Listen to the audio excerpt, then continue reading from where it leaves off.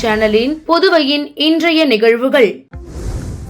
Marxist communist தேசிய பொதுச் செயலாளர் சீதாராம் யெச்சூரி மறைவிற்கு முதல்வர் ரங்கசாமி இரங்கல் தெரிவித்துள்ளார். முதல்வர் ரங்கசாமி வெளியிட்டுள்ள இரங்கல் செய்திக்குறிப்பில், இந்தியாவின் மூத்த அரசியல் தலைவர்களுள் ஒருவரான மார்க்சிஸ்ட் கம்யூனிஸ்ட் தேசிய பொதுச் செயலாளர் சீதாராம் யெச்சூரி உடல்நலக் குறைவால் காலமானார் என்ற செய்தி அறிந்து மிகுந்த அதிர்ச்சியும் வேதனையும் அடைந்தேன். இந்திய அரசியலில் மிகச்சிறந்த ஆளுமையாக திகழ்ந்த சீதாராம் யெச்சூரி தனது வாழ்நாள் முழுவதும் பொது உடைமை சித்தாந்தங்களை கடைபிடித்து அதற்கு இலக்கணமாக திகழ்ந்தவர். ஏழை எளிய மக்களின் நலனுக்காக தொடர்ந்து பார்லிமெண்ட் உள்ளேயும் வெளியேயும் குரல் கொடுத்து வந்த அவரது மறைவு தேசத்திற்கு ஈடு செய்ய முடியாத இழப்பாகும். அவரை இழந்து வாடும் அவரது குடும்பத்தினர், நண்பர்கள், அவரை சார்ந்த இயக்கத்தினர் அனைவருக்கும் எனது ஆழ்ந்த இரங்கலையும் அனுதாபத்தையும் தெரிவித்துக் கொள்கிறேன் என குறிப்பிடப்பட்டுள்ளது. புதுச்சேரியில் வரும் 17ஆம் தேதி மிலாடி நபியை ஒட்டி அனைத்து வகை மதுக்கடைகளையும் மூட கலால்துறை உத்தரவிட்டுள்ளது. புதுச்சேரி கலால்துறை ஆணையர் வெளியிட்டுள்ள செய்திக்குறிப்பில், புதுச்சேரியில் ஆண்டுதோறும் மிலாடி நபி தினத்தன்று மதுக்கடைகளை மூட அரசு உத்தரவிடுவது வழக்கம். இந்த ஆண்டு வரும் 17ஆம் தேதி மிலாடி நபி கொண்டாடப்பட உள்ளது. அன்று புதுச்சேரியில் உள்ள சாராய கடைகள், கள்ளுக்கடைகள், சில்லறை மதுக்கடைகள் மற்றும் பார்கள், ரெஸ்ட்ரோ பார்கள் உள்ளிட்ட அனைத்து வகையான மதுக்கடைகளும் மூட வேண்டும் என அரசு உத்தரவிட்டுள்ளது. மீறி இயங்கினால் கடும் நடவடிக்கை மேற்கொள்ளப்படும் என தெரிவிக்கப்பட்டுள்ளது. புதுச்சேரியில் கடற்கரை, ஆற்றங்கரையோரம் விதிமுறை மீறி கட்டப்பட்ட கட்டிடங்களை அகற்றுவதற்கு கடற்கரை மண்டல மேலாண்மை குழு கூட்டத்தில் முடிவெடுக்கப்பட்டுள்ளது. புதுச்சேரி பிராந்திய கடற்கரை மண்டல மேலாண்மை குழு கூட்டம் மாவட்ட ஆட்சியர் குலோத்துங்கன் தலைமையில் நடைபெற்றது. கூட்டத்தில் குழுவின் உறுப்பினர் செயலர் ஸ்ரீனிவாச ராவ், மேலாண்மை அதிகார அமைப்பின் அதிகாரி ஜெயக்குமார் உட்பட அதிகாரிகள் பங்கேற்றனர். கூட்டத்தில் புதுச்சேரி மாவட்டத்தில் கடற்கரையில் இருந்து சுமார் 500 மீட்டர் நிலப்பகுதியில் அரசு அனுமதி பெறாமல் விதிகளை மீறி கட்டிடங்கள் கட்டப்பட்டது குறித்து விவாதிக்கப்பட்டது. இதனை அடுத்து விதிமீறி கட்டப்பட்டுள்ள கட்டிடங்கள் ஆய்வுக்கு உட்படுத்தப்படவும், விதிமீறல் இருந்தால் அவற்றை அகற்றவும் கூட்டத்தில் முடிவெடுக்கப்பட்டது. புதுச்சேரி ஆட்சியர் அலுவலகத்தில் செப்டம்பர் 16ஆம் தேதி பொதுமக்கள் குறைதீர் முகாம் நடைபெறும் என அறிவிக்கப்பட்டுள்ளது. புதுச்சேரி மாவட்ட ஆட்சியர் குலோத்துங்கன் வெளியிட்டுள்ள செய்திக்குறிப்பில், புதுச்சேரி துணைநிலை ஆளுநர் கைலாஷ்நாதன் உத்தரவின்படி புதுச்சேரியில் ஒவ்வொரு மாதமும் 15ஆம் தேதி பொதுமக்கள் குறைதீர் தினமாக கடைபிடிக்கப்பட்டு வருகிறது. அதன்படி செப்டம்பர் 15ஆம் தேதி விடுமுறை நாளாக இருப்பதால் அடுத்த அலுவலக நாள்களில் இந்த குறைதீர் முகாம் நடைபெறும். எனவே நிகழ் மாதத்திற்கான பொதுமக்கள் குறைதீர் தினம் வரும் செப்டம்பர் 16ஆம் தேதி காலை 10 மணிக்கு வழுதாவூர் சாலையில் உள்ள மாவட்ட ஆட்சியர் அலுவலகத்தின் தரைதளத்தில் நடைபெற உள்ளது என குறிப்பிடப்பட்டுள்ளது. புதுச்சேரியில் 6 பேரிடம் 7,36,000 ரூபாய் மோசடி செய்த கும்பலை சைபர் கிரைம் போலீசார் தேடி வருகின்றனர். புதுச்சேரி அரும்பார்த்தபுரம் பகுதியை சேர்ந்தவர் ஆதித்யா. இவரை தொடர்பு கொண்ட நபர் போலீஸ் அதிகாரி என அறிமுகம் செய்து கொண்டார். தொடர்ந்து பேசிய அவர், உங்கள் மீது சைபர் கிரைம் குற்ற வழக்கு பதிவு செய்யப்பட்டுள்ளது என கூறினார். அதற்கு பயந்து அவர் 5,60,000 ரூபாய் அனுப்பி ஏமாந்தார். அதேபோல பெரிய காலாப்பட்டு பகுதியை சேர்ந்தவர் தேசிங்கு. இவர் மர்ம நபரிடம் 75,000 ரூபாய் அனுப்பி ஏமாந்தார். வில்லியனூர் பகுதியை சேர்ந்தவர் தெய்வகுமார். இவரை தொடர்பு கொண்ட மர்ம நபர் குறைந்த வட்டிக்கு பணம் தருவதாக கூறினார். கடன் பெற செயலாக்க கட்டணம் செலுத்த வேண்டும் என கூறியதால் 40,000 ரூபாய் அனுப்பி ஏமாந்தார். அதேபோல் புதுச்சேரி பகுதியை சேர்ந்த சிவேஸ்வரன் 28,000, முத்துக்குமார் 17,000, ஸ்ரீதர் 16,000 ரூபாய் என மர்ம கும்பலிடம் பணம் அனுப்பி ஏமாந்துள்ளனர். இது குறித்து புகார்களின் பேரில் சைபர் கிரைம் போலீசார் வழக்கு பதிந்து விசாரித்து வருகின்றனர். புதுச்சேரியில் பள்ளி மாணவர்களை ஏற்றி சென்ற ஆட்டோ இருசக்கர வாகனத்தின் மீது மோதி கவிழ்ந்து விபத்துக்குள்ளானதில் 5ற்கும் மேற்பட்ட மாணவர்கள் காயமடைந்த சிசிடிவி வீடியோ சமூக வலைதளங்களில் வைரலாக பரவி வருகிறது. இது பார்ப்போரை அதிர்ச்சி அடைய வைத்துள்ளது. புதுச்சேரி தனியார் பள்ளியில் இருந்து மாலையில் மாணவர்களை ஏற்றிக்கொண்டு காமராஜர் சாலை வழியாக ஆட்டோ வந்து கொண்டிருந்தது. அப்பொழுது 45 அடி ரோடு சிக்னலில் திரும்பும் போது எதிர்பாராத விதமாக எதிரே வந்த இருசக்கர வாகனத்தின் மீது மோதியது. இதில் நிலை தடுமாறி ஆட்டோ மாணவர்களுடன் கவிழ்ந்தது. இதில் மாணவர்களுக்கு லேசான காயங்கள் ஏற்பட்டது. உடனடியாக காவல்துறையினர் மற்றும் அருகில் இருந்த பொதுமக்கள் அவர்களை மீட்டு அரசு பொது மருத்துவமனைக்கு அனுப்பி வைத்தனர். இதனுடைய சிசிடிவி காட்சி தற்போது வெளியாகி பார்ப்போரை அதிர்ச்சி அடைய வைத்துள்ளது. புதுச்சேரி உப்பளம் தொகுதி உட்பட பழைய இடிந்த துறைமுக பாலத்தை மாண்புமிகு கைலாசநாதன் துணைநிலை ஆளுநர் அவர்களுடன் திமுக உப்பளம் தொகுதி சட்டமன்ற உறுப்பினர் அனிபால் கென்னடி அவர்கள் பார்வையிட்டார். புதுச்சேரியில் இடிந்து விழுந்த துறைமுக பாலத்தை மாண்புமிகு கைலாசநாதன் துணைநிலை ஆளுநர் அவர்களுடன் உப்பளம் தொகுதி எம்எல்ஏ அனிபால் கென்னடி ஆய்வு செய்து பார்வையிட்டார். அப்பொழுது புதுச்சேரியின் அடையாளமாக திகழ்ந்த துறைமுக பாலத்தை பழமை மாறாமல் புதுப்பிக்க வேண்டும் என்ற சட்டமன்ற உறுப்பினர் கோரிக்கை விடுத்தார். அங்கு வர இருக்கும் 1 கிலோமீட்டர் பாலம், அதில் கப்பல் போக்குவரத்து கூடிய திட்டங்கள் குறித்து அதிகாரிகளுடன் ஆலோசனை நடைபெற்றது. பின்னர் தூண்டில் வளைவு அமைத்துக் கொடுங்கள் என்று பொதுமக்கள், சுற்றுலா பயணிகளை ஏறி இறங்க படிக்கட்டுகள் அமைத்துக் கொடுங்கள் என்று துணைநிலை ஆளுநர் அதிகாரிகளிடம் கேட்டுக்கொண்டார். மேலும் பழைய பாலத்தை இடித்துவிட்டு புதிய பாலத்தை கட்ட மத்திய துறைமுகத்துறை முடிவெடுத்துள்ளது. அதற்கான திட்ட மதிப்பீடு தயாரிக்கப்பட்டு வருகிறது. வருங்காலத்தில் பயணிகள் கப்பல் வருகை, சரக்கு கப்பல் வருகை உள்ளது. அதனால் இப்பகுதியில் பாலம் தேவைப்படுகிறது. அதற்காக புதிய பாலம் கட்டப்பட உள்ளது. முழு நிதியும் மத்திய அரசு தர உள்ளது. அந்நிதி விவரம் திட்ட அறிக்கை தயாரிப்பிற்கு பிறகு தெரியும். உடன் செயலர் நெடுஞ்செழியன், துறைமுக இயக்குனர் செயற்பொறியாளர் விஜயகுமார், திமுக தொகுதி செயலாளர் சக்திவேல், கிளை செயலாளர்கள் இருதயராஜ், ராகேஷ், கழக சகோதரர் மோனிஸ் ஆகியோர் உடனிருந்தனர். தனியார் பேருந்துகளில் கூடுதல் டிக்கெட் கட்டணம் வசூலிப்பதாக புகார் எழுந்ததை தொடர்ந்து அதிரடியாக ஆய்வு செய்த போக்குவரத்து போலீசார் நடத்துனர்களுக்கு கடும் எச்சரிக்கை விடுத்தனர். புதுச்சேரியிலிருந்து கடலூருக்கும், கடலூரிலிருந்து புதுச்சேரிக்கும் ஏராளமான அரசு மற்றும் தனியார் பேருந்துகள் இயக்கப்பட்டு வருகிறது.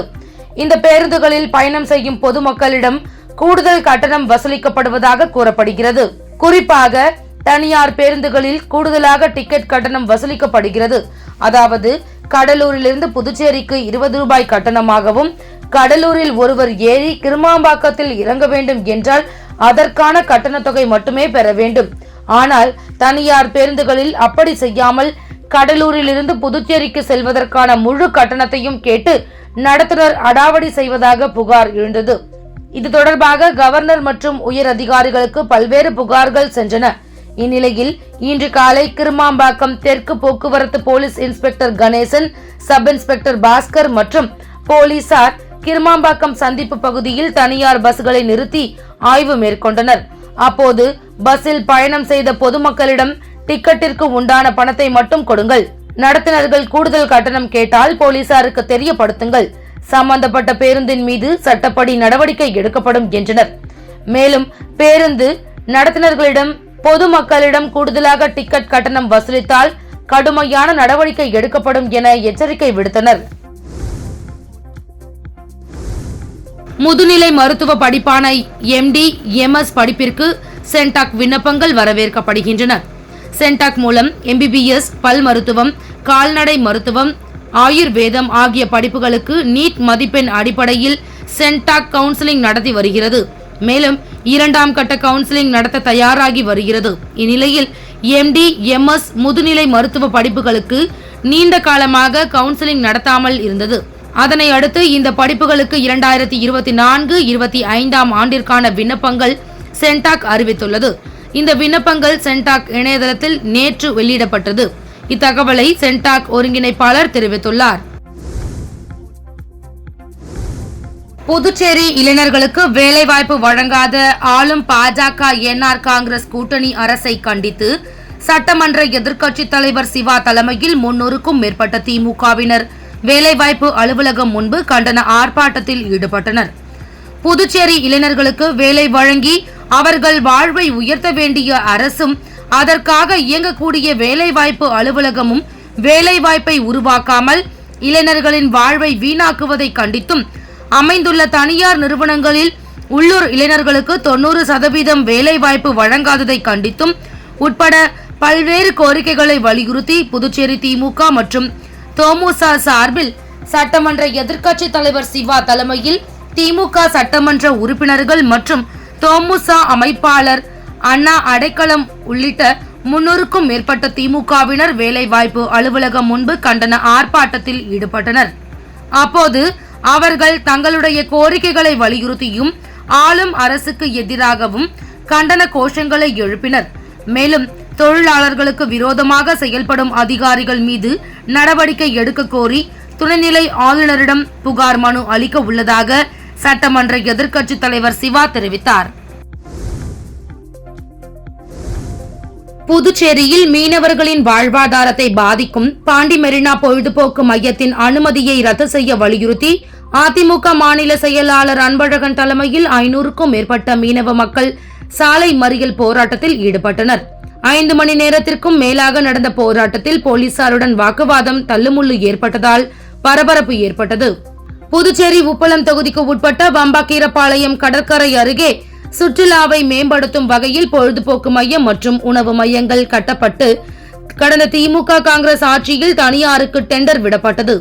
பாண்டி மெரினா என்ற பெயரில் செயல்பட்டு வரும் பொழுதுபோக்கு மையம் தொடர்ந்து சில ஆண்டுகளாக கடற்கரை பகுதிகள், மீனவ பகுதிகள் மற்றும் சதுப்பு நில காடுகளை அழித்து ஆக்கிரமிப்பு செய்து வருவதாகவும் சட்டவிரோத கூடாரமாகவும் இருப்பதாகவும் இதனால் மீனவ மக்களின் வாழ்வாதாரம் கேள்விக்குறியாக உள்ளதாக அப்பகுதி மீனவர்கள் தொடர்ந்து குற்றம் சாட்டி வந்தனர்.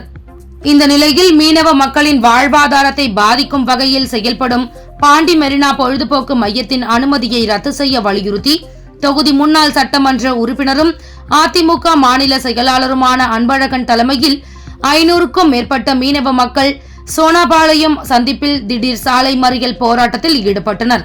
அப்போது ஆட்சியாளர்கள், அதிகாரிகள் மற்றும் பாண்டி மெரினா நிர்வாகத்தை கண்டித்து கண்டன கோஷங்களை எழுப்பினர். இது குறித்து தகவல் அறிந்ததும் 100க்கும் மேற்பட்ட போலீசார் அங்கு குவிக்கப்பட்டனர். மேலும் காவல்துறை உயர் அதிகாரிகள் போராட்டத்தில் ஈடுபட்ட மக்களிடம் பேச்சுவார்த்தை நடத்தியதை தொடர்ந்து அதனை ஏற்காமல் தொடர்ந்து போராட்டத்தில் ஈடுபட்டதுடன் கடும் வாக்குவாதத்தில் ஈடுபட்டனர். சுமார் 5 மணி நேரத்திற்கும் மேலாக சாலை மறியல் போராட்டம் நடைபெற்றதால் அவ்வழியாக வந்த பொதுமக்களுக்கும் போராட்டக்காரர்களுக்கும் வாக்குவாதம் ஏற்பட்டது. மேலும் பக்கத்து மீனவ கிராமத்தை சேர்ந்த 2 இளைஞர்கள் போராட்ட களத்திற்குள் பைக்குடன் புகுந்ததால் ஆத்திரமடைந்த மீனவர்கள் அவர்களை ஓட ஓட விரட்டி சரமாரியாக தாக்கினார்கள். இதனால் அங்கு பதட்டமான சூழல் நிலவியது. புதுச்சேரியில் தனியார் மருத்துவக் கல்லூரிகளில் 50% இடங்களை புதுவை அரசிற்கு ஒதுக்க மத்திய அரசு நடவடிக்கை எடுக்க வேண்டும் என மத்திய அமைச்சருக்கு பாஜக அமைச்சர் சாய் சரவணன்குமார் கடிதம் அனுப்பியுள்ளார்.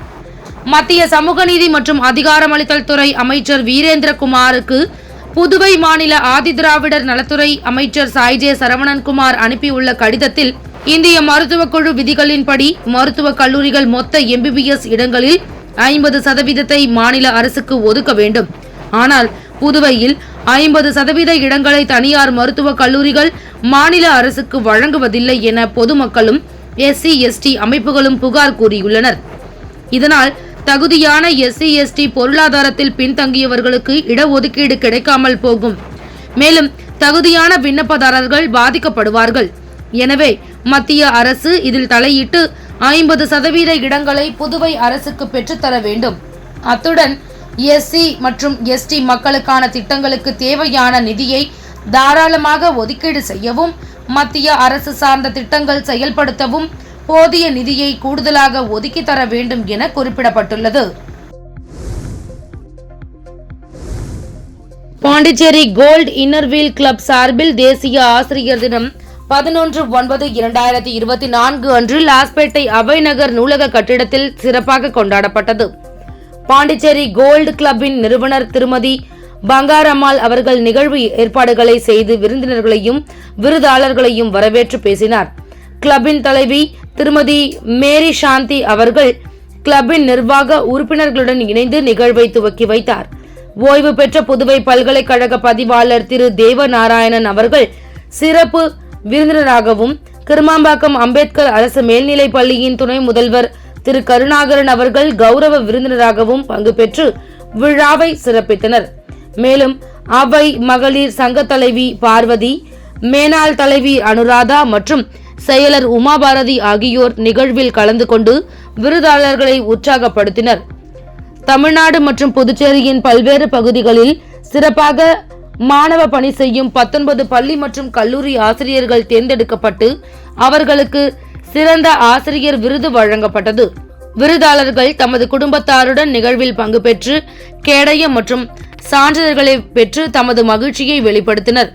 மற்றும் கிருமாம்பாக்கம் அம்பேத்கர் அரசு மேல்நிலைப் பள்ளியின் சிறப்பான செயல்பாடுகளை பாராட்டி அதனை அங்கீகரித்து ஊக்குவிக்கும் வண்ணம் பள்ளியின் மேம்பாட்டு பணிக்காக கிளப்பின் சார்பில் ரூபாய் 5000 பரிசாக வழங்கப்பட்டது. மேலும் புதுவை பாவலர் தங்கப்பாவின் நூலை அவர்தம் மகள் திருமதி மின்னல் அவர்கள் நிகழ்வில் பங்கு பெற்ற அனைவருக்கும் பரிசாக வழங்கினார். நிகழ்வின் நிறைவாக கிளப்பின் செயலர் உமா மகேஸ்வரி அவர்கள் நன்றி உரை வழங்கினார்.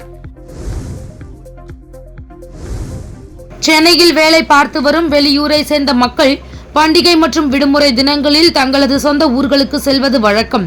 அந்த வகையில் நாளை முதல் வார இறுதி விடுமுறை மற்றும் மிலாடி நபி விடுமுறை என அடுத்தடுத்த விடுமுறை வரவுள்ளது. இதனை ஒட்டி மக்கள் தங்களது சொந்த ஊர்களுக்கு செல்ல ஆயத்தமாகி வருகின்றனர். பலர் ரயில்களிலும் பேருந்துகளிலும் முன்பதிவு செய்து வருகின்றனர். இந்நிலையில் தொடர் விடுமுறையை ஒட்டி மக்கள் தங்களது சொந்த ஊர்களுக்கு செல்ல உள்ள நிலையில் ஆம்னி பேருந்துகளின் கட்டணம் கிடுகிடுவென அதிகரித்துள்ளது. சென்னையில் இருந்து மதுரை செல்வதற்கு ரூபாய் 1900 முதல் ரூபாய் 4000 வரை கட்டணம் வசூலிக்கப்படுகிறது. அதேபோல சென்னையிலிருந்து கோவை செல்ல ரூபாய் 2000 முதல் ரூபாய் 4500 வரையும், நாகர்கோவில் செல்ல ரூபாய் 2500 முதல் ரூபாய் 4500 வரையும், நெல்லை செல்வதற்கு ரூபாய் 2000 முதல் ரூபாய் 4200 வரையும் விலை நிர்ணயம் செய்யப்பட்டுள்ளது. தொடர் விடுமுறை எதிரொலியாக ஆம்னி பேருந்துகளின் கட்டணம் உயர்த்தப்பட்டுள்ளதால் பயணிகள் அதிர்ச்சி அடைந்துள்ளனர். பிலிப்பைன்ஸில் உருவான யாகி புயல் சீனாவை தொடர்ந்து வியட்நாமை மிரட்டியது. வடக்கு வியட்நாமின் குவாங்னின், ஹைடாங் மற்றும் ஹோஃபின் ஆகிய கடலோர மாகாணங்களை குறிவைத்து யாகி புயல் வீசியது. மணிக்கு 149 கிலோமீட்டர் வேகத்தில் காற்று வீசி தலைநகர் ஹனோயில் யாகி புயல் கரையை கடந்தது. வியட்நாமில் இந்த நூற்றாண்டின் மிக பயங்கரமான புயலாக கருதப்படும் இந்த யாகி அந்த நாட்டை முழுவதுமாக உலுக்கியது. இதில் யாகி புயல் மற்றும் அதன் விளைவாக ஏற்பட்ட கனமழையில் வியட்நாமின் வடக்கு பகுதி மிக கடுமையாக பாதிக்கப்பட்டது. அங்கு கனமழை, வெள்ளப்பெருக்கு, நிலச்சரிவுகளில் சிக்கி 219 பேர் உயிரிழந்ததாக அறிவிக்கப்பட்டிருந்தது. இந்நிலையில் வெள்ள நீரில் மூழ்கிய கிராமங்களில் இருந்து நேற்று மேலும் 7 பேரது உடல்கள் மீட்கப்பட்டன. இதனை அடுத்து வியட்நாமில் மட்டும் யாகி புயல் பாதிப்பால் உயிரிழந்தவர்களின் எண்ணிக்கை 226 அதிகரித்துள்ளது. நியூசிலாந்து, ஆப்கானிஸ்தான் அணிகள் இடையிலான ஒரே ஒரு டெஸ்ட் கிரிக்கெட் போட்டி உத்தரப்பிரதேச மாநிலம் கிரேட்டர் நொய்டாவில் கடந்த 9ஆம் தேதி தொடங்குவதாக இருந்தது. ஆனால் கடந்த சில நாட்களாக பெய்த மழையால் மைதானம் ஈரப்பதமாக இருந்ததால் ஒரு பந்து கூட வீசப்படாமல் முதல் நாள் ஆட்டம் ரத்தானது. மைதானத்தில் வடிகால் வசதி சரியாக இல்லாததால் தேங்கிய தண்ணீரை சீக்கிரம் வெளியேற்ற முடியவில்லை. இதனை அடுத்து 2வது மற்றும் 3வது நாள் ஆட்டமும் தண்ணீரை வெளியேற்ற முடியாத நிலையில் ரத்து செய்யப்பட்டது. இருப்பினும் மைதான ஊழியர்கள் போராடி 3வது நாளான நேற்று தண்ணீரை வெளியேற்றினர். ஆனால் மீண்டும் கிரேட்டர் நொய்டாவில் மழை பெய்ததன் காரணமாக இந்த போட்டி ஒரு பந்து கூட வீசப்படாமல் ரத்து செய்யப்பட்டது. இந்தியாவில் 91 வருடங்களில் ஒரு பந்து கூட வீசப்படாமல் ஒரு டெஸ்ட் போட்டி கைவிடப்படுவது இதுவே முதல் முறையாகும். கடந்த 1933ஆம் ஆண்டு முதல் இதற்கு முன் இந்தியாவில் நடைபெற்ற எந்த டெஸ்ட் போட்டியும் இப்படி ஒரு பந்து கூட வீசப்படாமல் கைவிடப்பட்டதில்லை. இந்த போட்டி ரத்தான நிலையில் இந்திய வரலாற்றில் இடம் பிடித்துள்ளது. இத்துடன் சக்தி சேனலின் புதுவையின் இன்றைய நிகழ்வுகள் முடிவடைகின்றன. வணக்கம். உங்கள் சக்தி சேனலின் புதுவையின் அன்றாட நிகழ்வுகளை உடனுக்குடன் தெரிந்து கொள்ள சக்தி சேனல் புதுச்சேரி யூடியூப் சேனலை சப்ஸ்கிரைப் செய்து கொள்ளுங்கள். மறக்காமல் பெல் பட்டனையும் கிளிக் பண்ணுங்க, ஷேர் பண்ணுங்க, லைக் பண்ணுங்க. உங்கள் சக்தி சேனல்.